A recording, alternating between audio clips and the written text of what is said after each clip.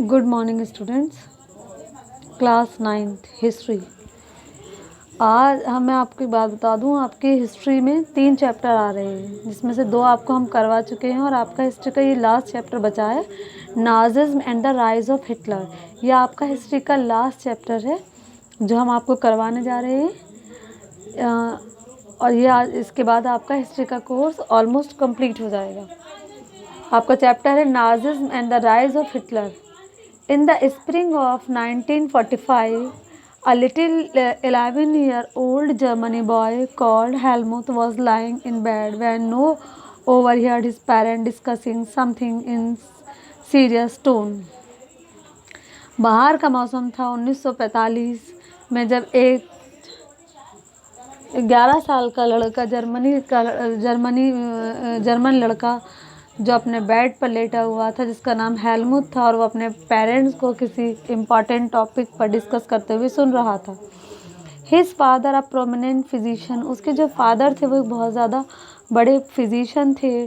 डेलिब्रेटेड with his wife, जो अपनी wife से बात कर रहे थे, whether the time had come to kill the entire family, कि क्या वक्त आ गया, ऐसा दिल करता है कि मैं अपनी पूरी फैमिली को मार दूँ, कत्ल कर दूं पूरी फैमिली का। और if he should commit suicide alone, या फिर खुद अकेले ही मैं आत्महत्या कर लूं। His father spoke about his fear of revenge saying, उनके फादर जो थे, हेलमुट के फादर, वो एक बता रहे थे, बात कर रहे थे उन्हें अबाउट द फियर, एक जो रिवेंज हो गया था, एक जो मतलब रिवेंज कहते हैं किसी चीज़ की बगावत करना जो फैल गई थी, उसका डर था उन्हें। वो कह रहे थे, now the lies will do to us what we do to the crippled एनजीज। वो कह रहे थे कि जो अलाइज हैं, विल डू, वो ये करेंगे कि वो सबको क्या करेंगे, मार देंगे। उन्होंने क्या किया, उन्होंने सबको मार दिया कि उसको, जेविस वगैरह को। द नेक्स्ट डे, दूसरे दिन, ही टुक हेलमुट, वो हेलमुट को अपने साथ लेते हैं टू द वुड्स, और चले जाते हैं जंगल की, मतलब he took Helmut to the woods where they spend their last happy time together. तो घूमने के पर्पज़ से चले जाते हैं जहाँ पर वो अपनी ज़िंदगी का जो अच्छा खूबसूरत वक्त है वो लास्ट टाइम वह गुजारते हैं। सिंगिंग ओल्ड चिल्ड्रन सॉन्ग, पुराने बच्चों के गाने गाते हैं। लेटर, उसके बाद, Helmut father shoot himself in his office, Helmut जो बच्चा है, उनके फादर अपने आप को क्या करते हैं, शूट कर देते हैं, मार देते हैं अपने ऑफिस में। Helmut remembers that he saw his father's bloody uniform being burnt in the family's fireplace। Helmut को याद है आज भी ये बात कि उनके जो फादर का जो यूनिफॉर्म था वो खून से लथपथ था, और उनके फादर की जो बॉडी थी उसको घर के आतिशान में जलाया गया। So traumatised was he by what he had overheard and what had happened. ये हेलमुट के लिए बहुत ही ज़्यादा मतलब दुख और ट्रॉमा वाली सिचुएशन थी, जैसा उसने इससे पहले ना सुना था ना देखा था, कि फादर का जो जिस्म है वो खून में लथपथ है, और जिनको घर के आतिशदान के नीचे जलाया गया, जिनकी बॉडी को। That he reacted by refusing to eat at home, और उसके बाद उसने अपने घर पर खाना खाना भी छोड़ दिया। लगभग 9 फॉर द फॉलोइंग 9 ईयर, लगभग 9 सालों तक हेलमुट ने अपने घर पर खाना पीना सब कुछ छोड़ दिया। He was afraid that his mother might poison him, Helmut को एक ये डर बैठ गया हेलमुट के दिल में कि कहीं उनकी माँ उनको जहर ना दे दे। Although Helmut may not have realized all that it meant, his father has been a Nazi and a supporter of Adolf Hitler. Although Helmut may not have realized, अभी तक हेलमुट को ये बात रियलाइज़ नहीं हो पाई थी कि उनके जो फादर थे वो नाजी थे, और वो एडोल्फ हिटलर को सपोर्ट करते थे। Many of you will know something about the Nazi and Hitler, आप में से बहुत सारे बच्चे होंगे जिनको ये पता होगा कि हिटलर कौन था, नाजी क्या थी, ये सब चीज़ें हम जानते हैं। You probably know of Hitler's determination to make Germany into a mighty power and his ambition of conquering all of Europe.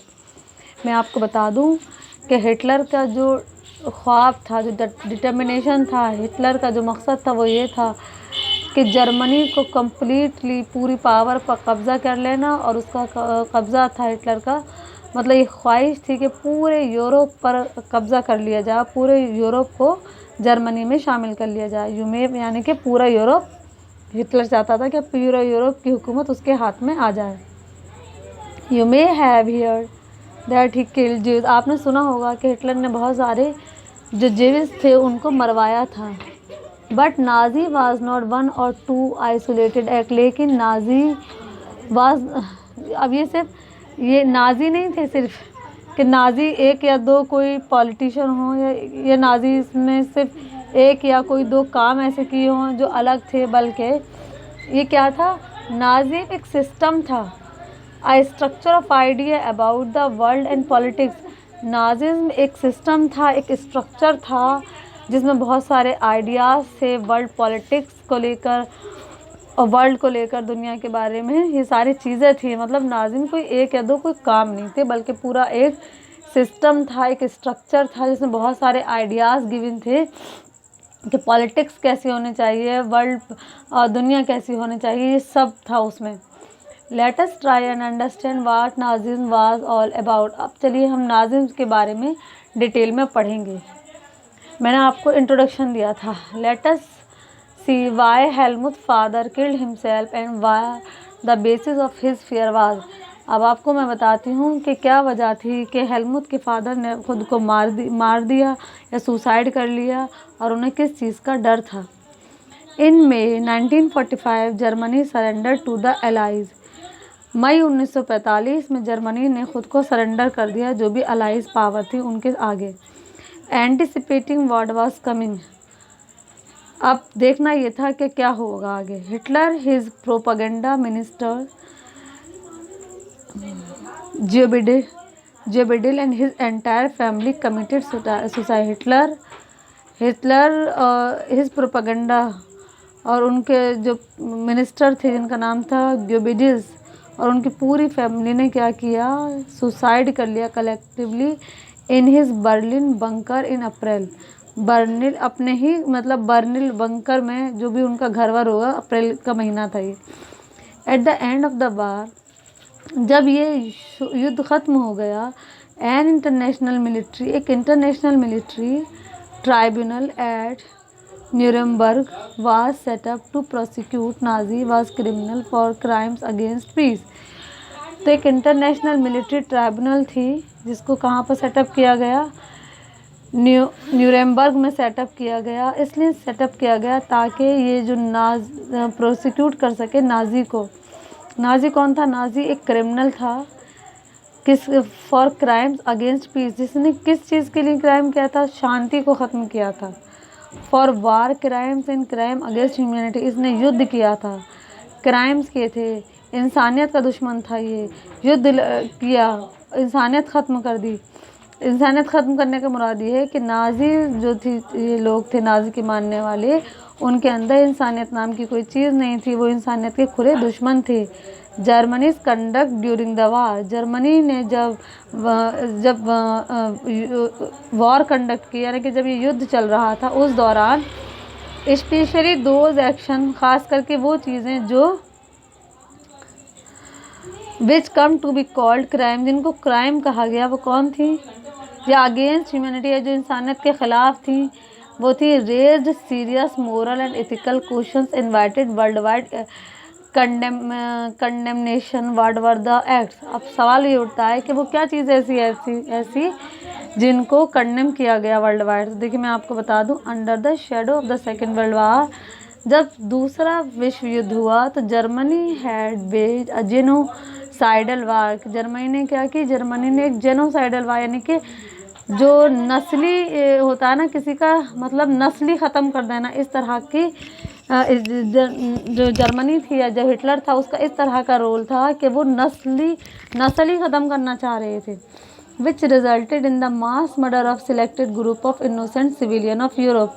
क्या किया था हिटलर ने यूरोप का जो मासूम सिविलियन लोग थे उनके एक पर्टिकुलर ग्रुप को सिलेक्ट करके उन सबका मर्डर कर दिया। यानी कि जब एक पर्टिकुलर ग्रुप का आप मर्डर कर दोगे तो उनकी तो आगे वाली जो नस्ल है वो ख़त्म हो जाएगी, जिसे कहते हैं genocide. The number of people killed include, जो लोग मारे गए थे वो लगभग कितने थे, 6 मिलियन ज्यूज, यानी कि लगभग 6 मिलियन ज्यूज मारे गए। लगभग 2 lakh gypsies, 1 million Polish civilian and 70,000 Germans who were considered mentally. अब जिसके बाद क्या होता है, लगभग 2 lakh gypsies, 1 million polish civilians, 70,000 German, ये लोग क्या हुए, मेंटली और फिजिकली डिसेबल्ड हो गए। इसके बावजूद भी इनम्बरेबल पॉलिटिकल अपोनेंट, बहुत सारे पॉलिटिकल अपोनेंट्स भी थे जिनको इसने मारा। Nazi devised and unprecedented means of killing people, Nazi ने लोगों को मारने का जो तरीका था, मतलब हम उसको प्रिडिक्ट भी नहीं कर सकते, इस कदर लोगों का खून बहाया गया, पानी से भी ज़्यादा सस्ता हो गया खून। That is by gassing them in various killing centres like Auschwitz, the Nuremberg tribunal sentenced on 11 leading Nazi to death. लगभग इन जगहों पर इतने लोग थे जो नाजी को लीड कर रहे थे, 11 जिनको मार दिया गया। मैनी अदर वर, अब आप सोच रहे होंगे नाजी को जो लीड कर रहे थे, अब जो लोगों को ये मार रहे थे तो वो भी तो मारेंगे ना उसके बदले में, तो उन लोगों ने मार दिया लगभग 11 नाजी लोगों को जो नाजी को लीड कर रहे थे, और उनकी डेथ हो गई। Many other were in prison for life, बहुत सारे ऐसे लोग थे जिनको इन्होंने कैद कर दिया था ज़िंदगी भर के लिए, मतलब उम्र कैद। The retribution the retribution did come, yet the punishment of Nazi was far short of the brutality and extent of their crime। ये नाजीज जो थे, इनकी जो सज़ा होती थी बहुत शॉर्ट होती थी, लेकिन बहुत दर्दनाक होती थी, और एक तरह से क्राइम में होता था, मतलब इतनी ख़तरनाक सज़ा देते थे कि वो क्राइम थी, सज़ा नहीं थी। The allies did not want to be harsh on defeated Germany, जो अलाइज थे वो नहीं चाहते थे कि वो हार्श ऑन डिफीटेड जर्मनी, मतलब जर्मनी को कोई हराने का ऐसा उनका कोई मेंटेलिटी नहीं थी, as they had been after the first world war, यानी कि फर्स्ट वर्ल्ड वार जब हुआ तब अलाइज पावर में जो लोग थे उनका ऐसा कोई मेंटेलिटी नहीं थी कि वो उनको हरा दें। Everyone come to feel that the rise of Nazi Germany could be partly traced back to the German experience at the end of the First World War। Everyone come to feel, हर इंसान को ये महसूस हुआ कि जो rise of Nazi Germany, जो Germany में जो नाजी पार्टी का जो इमरजेंस जो शुरुआत हो रही है, वो कुड भी पार्टली ट्रेस्ड, उसको ऐसा हो सकता है कि जो जर्मन एक्सपीरियंस रहा है फर्स्ट वर्ल्ड वार के लास्ट में लोगों का, तो इस पार्टी को लेकर भी ऐसा ही हो सकता है। देखिए बेटा, हमारा नेक्स्ट टॉपिक है बर्थ ऑफ वेमार रिपब्लिक।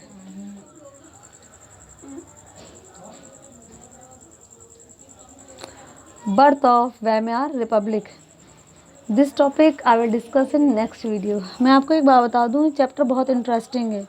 इस चैप्टर में हम पूरा पढ़ेंगे डिटेल में कि हिटलर कौन था, जर्मनी में उसने क्या क्या किया, फर्स्ट वर्ल्ड वार में क्या, फर्स्ट वर्ल्ड वार में तो खैर नहीं, लेकिन सेकंड वर्ल्ड वार में हिटलर ने किस तरह से सेकंड वर्ल्ड वार में हिटलर ने किस तरह से इंसानों की मतलब ज़िंदगी को बिल्कुल भी कुछ इम्पोर्टेंस नहीं दिया, और उनके जो खून है वो पानी की तरह बहाया, किस तरह उसने इंसानियत पर जुल्म किया, किस तरह उसने एक तरह से जीनोसाइड, मतलब जीनोसाइड मैंने आपको बताया ना, मतलब इंसान की नस्ल ही ख़त्म कर देना, तो हिटलर ने कितने जुल्म किए हैं इस दुनिया पर, वो सब चीज़ें हम इस चैप्टर में डिटेल में पढ़ेंगे कि हिटलर की जो नाज़ी पार्टी थी किस तरह उसने काम किया, और क्या इसकी मेंटलिटी थी, क्या आइडियोलॉजी थी, किस आइडियोलॉजी पर काम किया, वो सब इस चैप्टर में हम बहुत डिटेल में पढ़ेंगे। आपसे भी मेरी रिक्वेस्ट है बेटा कि आप वीडियो को तो देखें साथ में आप चैप्टर भी पढ़ें। जैसे कि अब मैं आपको जो नेक्स्ट वीडियो में जो टॉपिक में डिस्कस करूँगी वो ये है birth of the Weimar Republic. आप इस टॉपिक को खुद भी पढ़ कर आइएगा, और वीडियो में मैं भी एक्सप्लेन करूँगी। इससे क्या होगा कि जो टॉपिक है वो जल्दी आपको समझ में आ जाएगा। Okay, thank you very much.